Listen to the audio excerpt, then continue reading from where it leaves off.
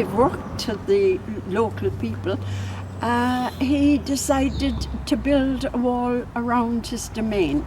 The wall nearly runs for a mile, right?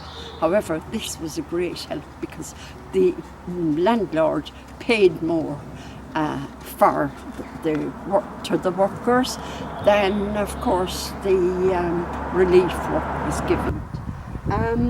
Over here to the south, then is quite different. It's Graig, and Graig was the centre of population in Glenville at that point. So it was well populated, and there was no village here until Hudson came and built the house and the village.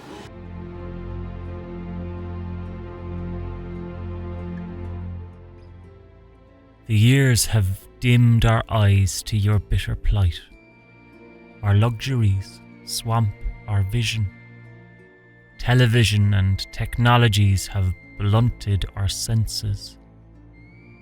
But now, at last, we awaken ourselves by gazing at our tall village wall that feeble bodies built to gain a pittance, by pondering that overgrown road that you put together to win food for your children, by observing that gigantic soup pot that warmed and fed those faltering and failing bodies. Yes, it is these: the wall, the road, the soup, that opens our closed eyes and dull minds to those long ago times where by the grace of God we ourselves might have dwelt.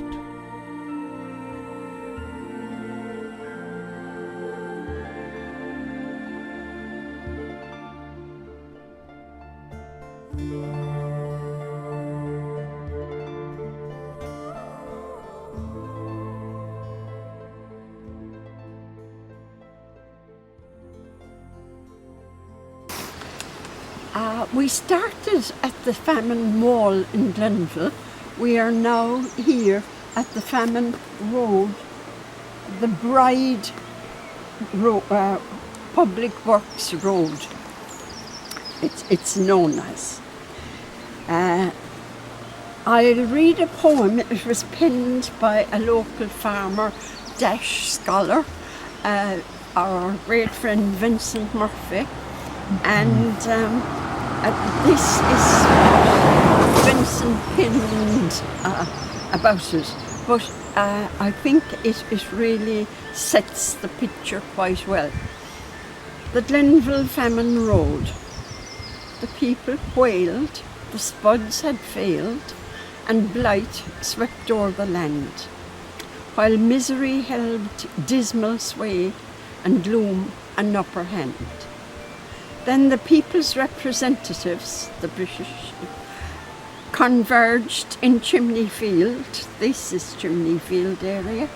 All present at this meeting wished a little hope to yield. So they introduced a project then, an ambitious one, they said. They'd build a new road by the bridge. This is the bridge here behind us. To skirt along the brow. They'd cut through rock in Inchinock and straight for our draw. But then before they would commence, for they had vision too, they'd first and foremost go to Doon, for they had other work to do. So they dug a grave both wide and deep it had to be, for a dreadful situation begged a dreadful remedy.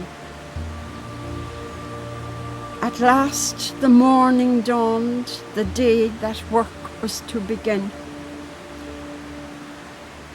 And crowds assembled by the bridge, all deathly pale and thin. They stood in groups, they stood in pairs, some stood on their own, what a wretched sight to see. They were all just skin and bone. And so they worked and craved for food, collapsed when they got ill, and that grave across the bride in Doon soon began to fill.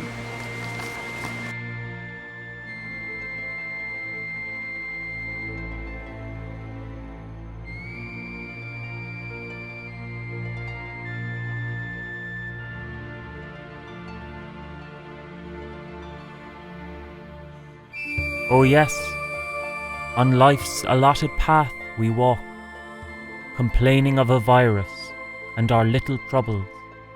Oh, we are hard done by, we cry. We have forgotten those shrivelled bodies when it was just food, nothing else, that families craved. Now it's our turn to walk the earth, and lucky are we in our time of living. And now when we recall you and see your gaunt frames, we no longer complain, but value all the more what we possess.